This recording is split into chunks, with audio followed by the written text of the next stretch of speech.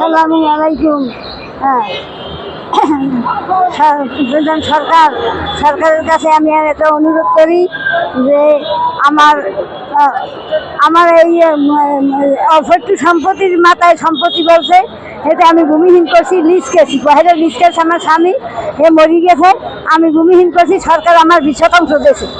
আমি ওই জায়গায় ঘর উঠে গিয়া বান্ধে ফেলে গাছ লাগাইছি, বড় বড় গাছ হয়েছে। এই গাছগুলোর গাছ দেখতে হেঁটে পড়ানি খাই না, এখন হেরা খাইবে। এখন ওরা কইতে আছে যে আমিও করছি, তুমি করছো বা আমি কিনছি, আমারও সম্পত্তি। এই এই বলে হেরা ওই আমার ধুমকি টুমকি দিয়ে যা না ইয়ে ব্যবহার করে। আর ওই সম্পত্তিতে আমার ঘর বাড়ি সব কিছু, আমার সম্পত্তিতে কোনো বেজার নাই। আমার সম্পত্তি আমি সরকারের কাছে 20 কেজি পহেরা ঠিকই করছি, ভূমিহীন আমি দিয়ে খাইছি। আমাদের সম্পত্তির মাথায় সম্পত্তি, তোরা খাইতে কে? আমি কইছি এইয়া। হ্যাঁ, তোরা আমি কোথায় দেয়া? আমার সম্পত্তি আমার আমার স্বামী মরে গেছে অল্প বয়সে, 15-16 বছর স্বামী মরে গেছে। এই স্বামী মরার পর আমি কত কষ্ট যে মাইগুলো পড়াইছি, এই কত টাকা পাইছি। এই যে মিলাইয়া মিলাইয়া দুটো গাছ বেচছি, দুটো মুড়া গাছ বেচছি আমি এই ভূমিহীন করছি।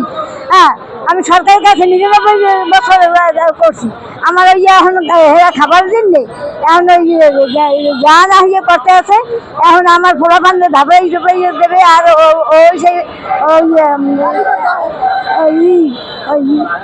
ওই নিজে নাই সে তোমার ওই ছেলে ওই সে মানুষ গাঁদা খায়। আর ওই গাঁদা খায় ওই কি খায়। তারপরে এটা আবুলও খাইতে চায়, আবুলও অর্ধেক খাইছে আর নিজেও খাইছে অর্ধেক। আর এই মিলাইয়া এরা মগু দাবাইয়া এরা খাবার দিলে এইরকম করতে আছে। ভূমিদস্য, হ্যাঁ, এই ভূমিদস্য আর ওগুলোকে পারবেন। আর হেদিন ব্যক্তি ব্যক্তিতে গালাগালি দিয়ে জানাই ইয়ে করে। এখন আমার উপায় কি? আমি সরকারের কাছে অনুরোধ করি, সরকার আমাদের এই জিনিসটা দেখিয়া আমরা জায়গায় আছি, আমার বুঝাই দেব।